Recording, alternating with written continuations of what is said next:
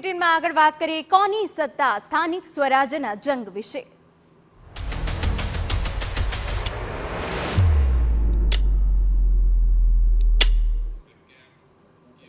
કોંગ્રેસના ધારાસભ્ય અને ભાજપના સાંસદનું હોમટાઉન જ્યાં જામ્યો છે સ્થાનિક સ્વરાજ્યની ચૂંટણીનો જંગ।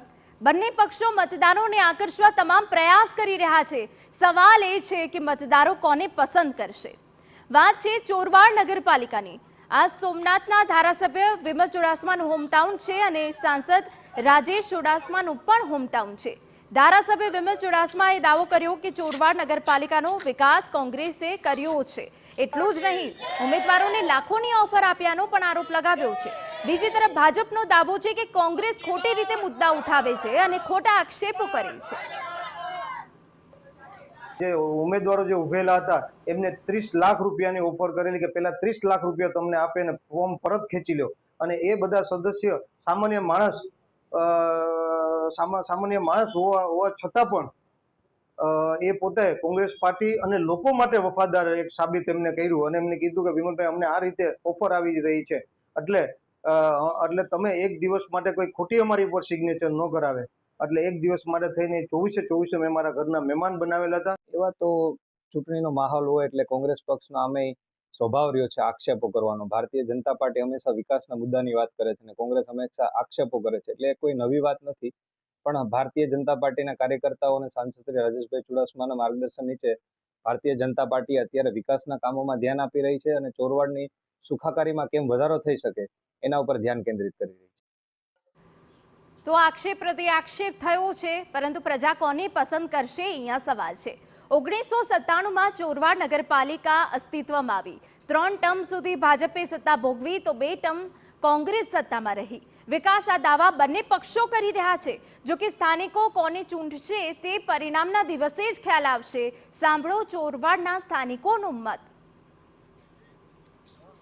સ્થાનિક સ્વરાજ્યની ચૂંટણી જાહેર થયા બાદ હવે કોની બનશે સત્તા તેને લઈને ખાસ જૂનાગઢ જિલ્લાની 6 નગરપાલિકાની ચૂંટણી આગામી 16 ફેબ્રુઆરી યોજાશે, ત્યારે આજે આપણે ચોરવાડ નગરપાલિકાની મુલાકાત લેવામાં આવી છે। ચોરવાડ નગરપાલિકાના સ્થાનિકો આપણી સાથે છે, આપણે એમની પાસે જાણશું કે એમનો મતદાન કરવાનો કેવો છે મિજાજ। આપ ચોરવાડના મતદાર છો, ખરેખર અહીંયા ધારાસભ્ય જે સોમનાથના છે વિમલભાઈ એ પણ અહીંયાના રહેવાસી છે, સાંસદ રાજેશ ચુડાસમા છે તે પણ અહીંયાના છે, આપ શું કહો છો? અમે એટલું કહેવા માંગીએ છીએ તો રાજેશભાઈ ચુડાસમા ત્યારે ગરીબ વિસ્તારમાંથી આજે સ્થાનિક સ્વરાજ્યની ચૂંટણી આવી ત્યારે થોડું લોકોને એમ કહે છે તો મત આપો, પણ 15 વર્ષના અંદર સંસદની અંદર કંઈ કરી આપવું નથી। ત્યારે વિમલભાઈએ ગરીબ લોકોના હાથ પકડી, કોરોનાની અંદર પણ એટલો હાથ પકડી ઘરે ઘરે જઈને પૂછવા આપ્યું છે। ત્યારે અત્યારે ગરીબ લોકો માટે વિમલભાઈ ચુડાસમા ઘરે ઘરે જઈ અમુક લોકો માટે ખાવા પીવાનું નથી તો 5-5 હજાર ને 10-10 હજાર રૂપિયાની સહાય કરીને દવાખાને આપે છે। એના માટે અમે એટલું કહેવા માંગીએ તો વિમલભાઈ ચુડાસમા ને મત આપીને જીતાડજો।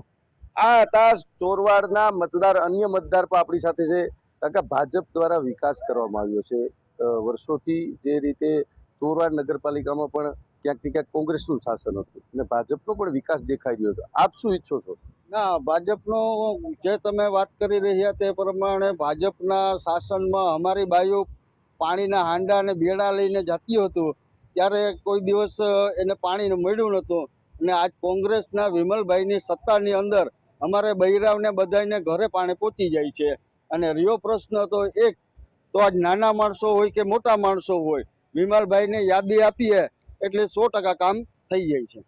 એ યુવા મતદાર પણ આપણી સાથે છે, તમે એક યુવા મતદાર છો, ચોરવાડના એક જવાબદાર, અને ખરેખર આજે ભાજપ અને કોંગ્રેસ બંને દાવા કરે છે કે સત્તા ઉપર તો ભાજપ આવશે કે કોંગ્રેસ આવશે, તો આપ યુવા મતદાર છે તો અહીંયા એવી કેટલી મોટી સમસ્યાઓ જે છે તેમના કામ પૂર્ણ નથી થયા અને કેટલા કામો પૂરા થયા છે?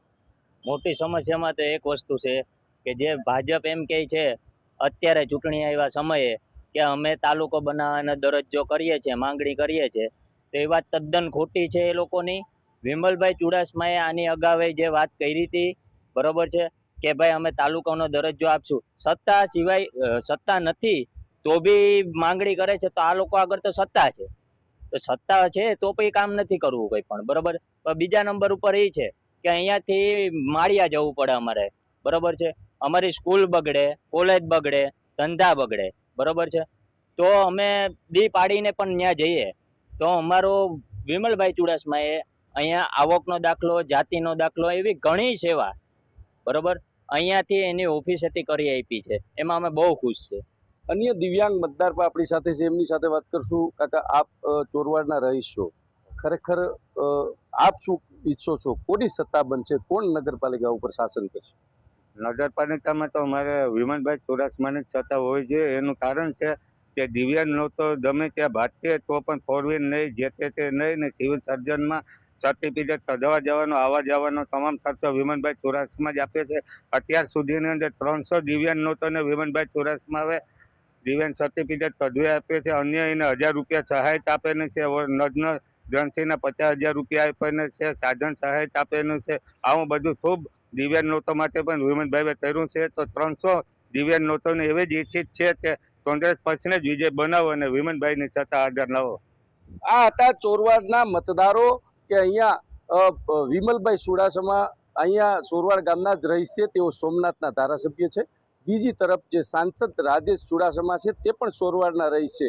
ત્યારે સ્થાનિકો જ્યારે કોંગ્રેસની સત્તા આવે તેવું ઈચ્છી રહ્યા છે. ક્યાંક ને ક્યાંક વિકાસની વાત આવે કે વિરોધની વાત આવે, આ જ્યારે ચોરવાડ નગરપાલિકાની 6 વોર્ડ અને 24 બેઠક ઉપર હવે 18 ફેબ્રુઆરીના ખબર પડશે કે કોની બનશે સત્તા.